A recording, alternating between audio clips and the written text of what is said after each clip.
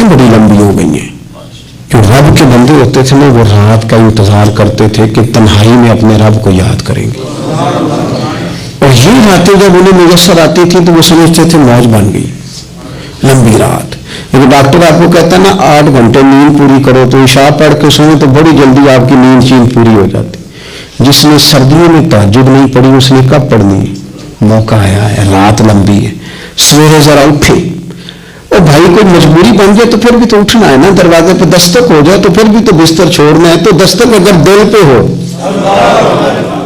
اللہ رسول کے پیغام کی دستک، سویرے ذرا سحری میں اٹھا جائے، ذرا مصلی بچھایا جائے اور رات کے پچھلے پہر وہ کمال ہوتا ہے کہ نبی کریم نے فرمایا اللہ پہلے آسمان پر نزول جلال فرماتا ہے جو اس کی شان کے لائق ہے، اور صبح رب فرماتا ہے کوئی مانگنے والا اسے عطا کروں.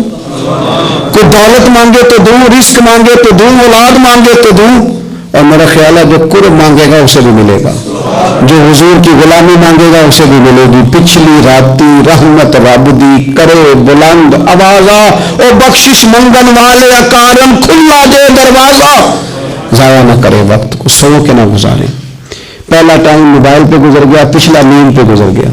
تھوڑا سا ان راتوں کو. اور نوجوانوں سے کہوں گا روزے رکھنے کے دن ہے، چھوٹے دن ہے.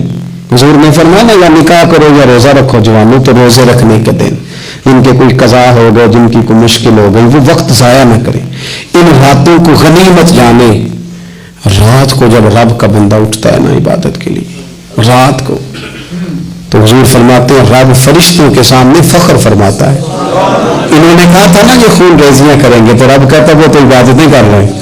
اور پورا رضائی انہیں کھینچ رہی تھی، بستر کھینچ رہا تھا پر اٹھ کے آ گئے. کوشش کریں گے تھوڑی تھوڑی انشاءاللہ تعالی. اے اللہ مجھے بھی توفیق دینا، اللہ آپ کو بھی توفیق دے، اللہ ہم سب کو توفیق دے.